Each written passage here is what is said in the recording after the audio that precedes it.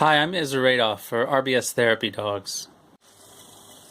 I suppose it's common knowledge now, or at least not a secret, that animal therapy has been incredibly successful with autism and autism spectrum children and adults, even in severe cases, and even in places where nothing else worked. In my dealings with autism and autism spectrum, I have become involved with a technique called DIR Floortime, and I'm getting many questions about it from parents, so I decided I would make a little demo video. If you're reading this, then you're probably somewhat familiar with it, so I'm not going to review it too much, but I will demonstrate how it is incorporated into how I work with clients. ASD children spend their leisure time playing with their toys and other objects to the exclusion of social interaction. So when we get down on the floor with them and enter their games with their toys, we sort of shoehorning our way into their world, which is a way to start conversation and eventually more appropriate relationship and development and connection. This is the theory of floor time. The child remains largely in control because, after all, the play exists entirely in his imagination. We can only augment that. But the child writes the story. What is fabulous about AAT, Animal-Assisted Therapy, is it is floor time, but the toy is substituted with an animal, and this affords several advantages. One is that the animal will engage emotionally with the child, which the toy won't do. But it does it in a way that has virtually no chance of aggravating the child's ASD triggers.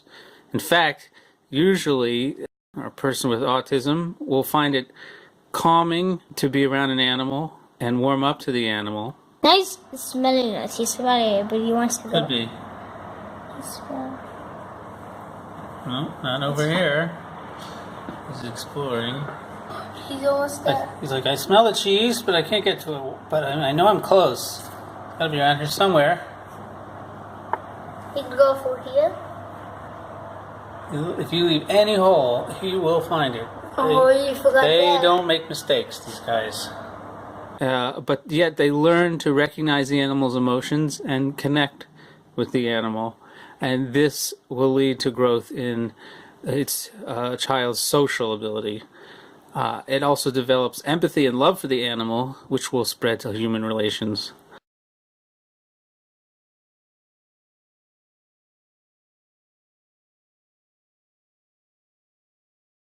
Again in this one little spot, right? Almost wherever you make it, right? This is a really hard maze. It's pretty hard. Maybe he remembers that that place is a dead end. So he doesn't want to go to that place. But be careful of the cat. Additionally, when the animal does something unexpected, when the facilitator and the child react in an identical way, the child notices this synergy, and it will prompt communication and trust and identification with the facilitator. For example, we're giving a dog a bath, and as dogs do, it suddenly shakes and water goes everywhere and gets us both wet. We both share a nice giggle about that. These unexpected events by the animal also force the child to leave the bubble of imagination and stretch the experience to include real-world events.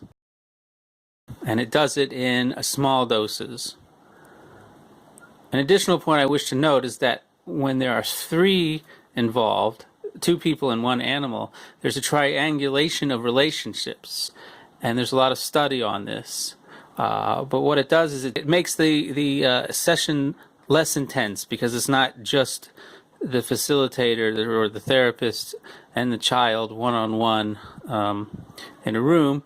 There is three-way communication, so it's less intense.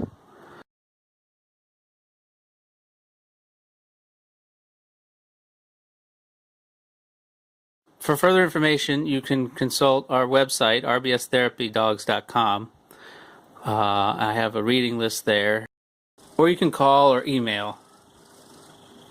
Thanks for watching.